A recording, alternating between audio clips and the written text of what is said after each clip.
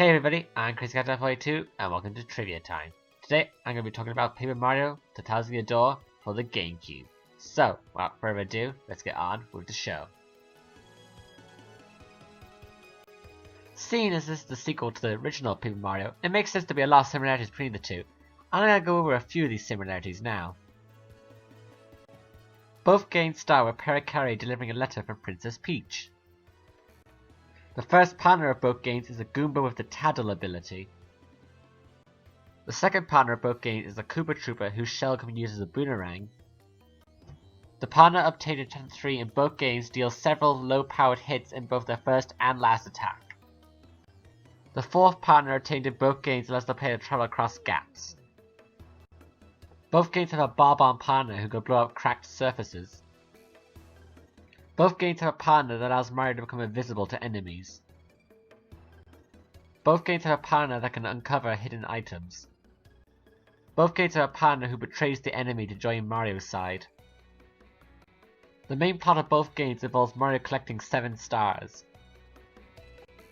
Both games has you play as Peach after every chapter. Mario and Peach each contract each other through a friendly character in both games. Both games have Mario solve a mystery with a Bumpty as his fellow detective. Chapter 1 of both games has a fortress as the location of the first chapter boss. The partner acquired in Chapter 2 of both games requires Mario to bring them an item before they'll join. The boss of Chapter 3 in both games is an oversized clubber, and both have a secret to their power. Chapter 5 of both games takes place on a tropical island. This is also a chapter where Mario recruits his oldest party member in both games. Chapter 7 of both games features a snowy region.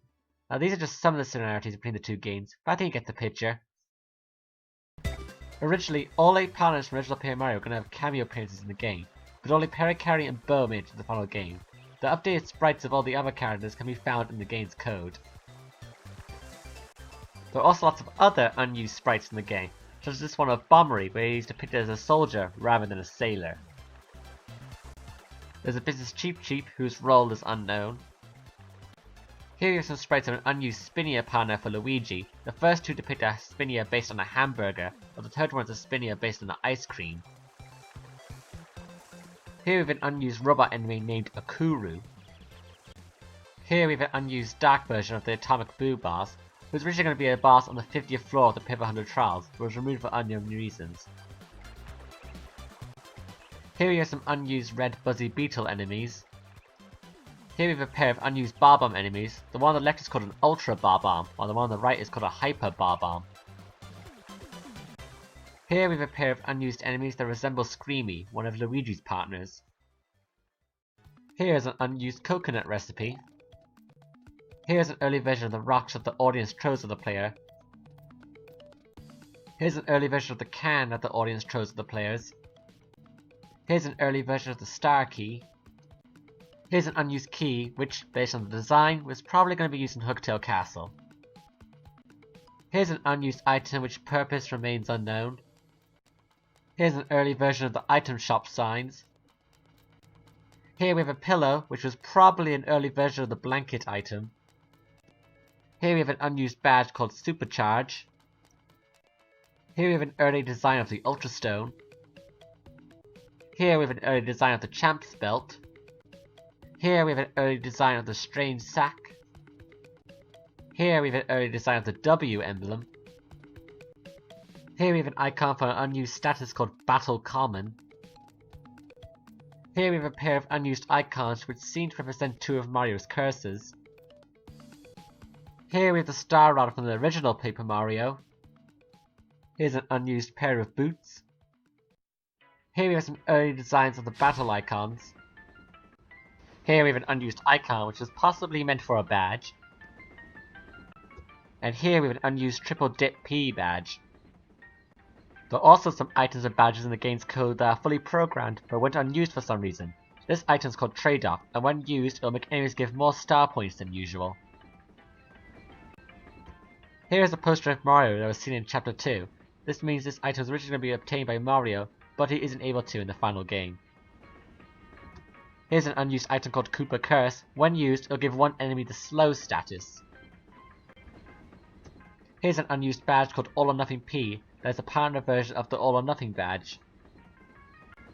Here we have an unused badge called FP Drain P, which is a partner version of the FP Drain badge. Here's an unused badge called Happy Flower P, which is a partner version of the Happy Flower badge. Here's an unused badge called Lucky Day P, which is a partner version of the Lucky Day badge. Here we have an unused Mega Jump badge. Here we have an unused Mega Quake badge. Here we have an unused Mega Smash badge. Here we have an unused Triple Dip badge.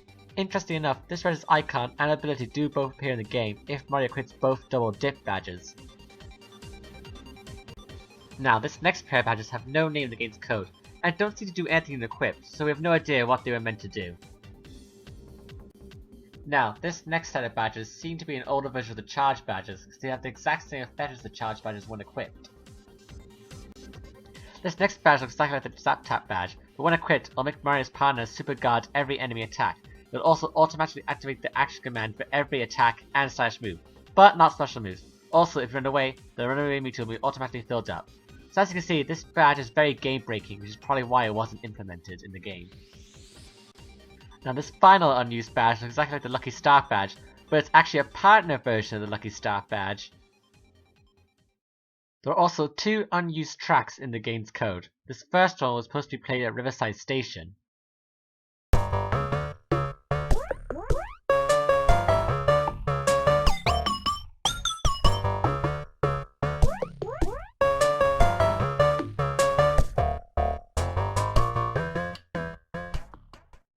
And the second one can be heard in the demo version starting screen.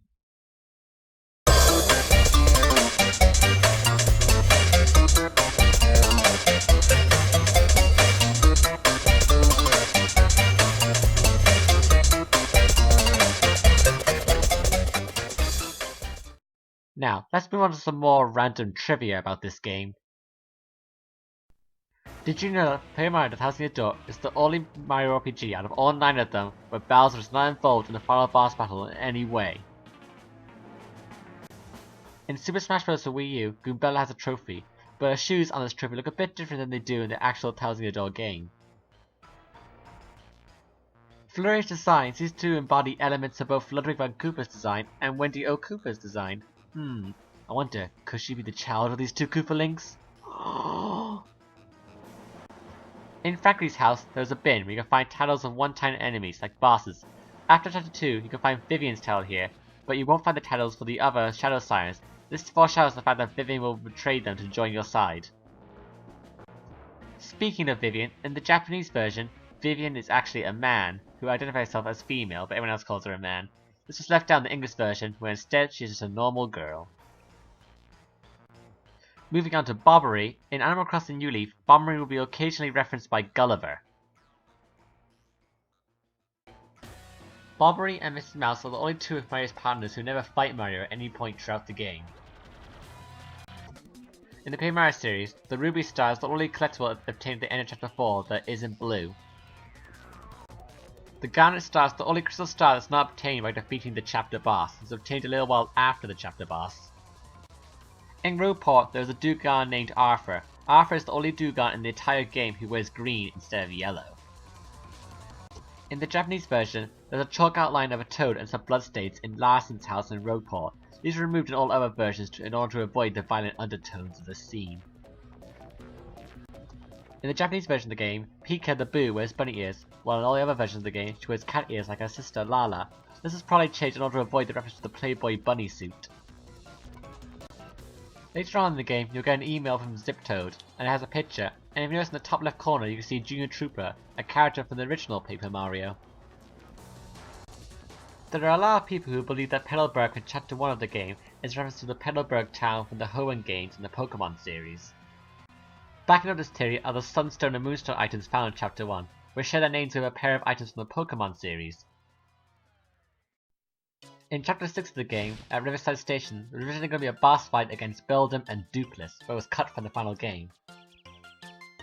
This boss fight would also explain the existence of the Smorg, a monster that seemingly comes from nowhere in the final game. Well, that's our time for the day. Thank you for watching. I'll see you all next time on Trivia Time.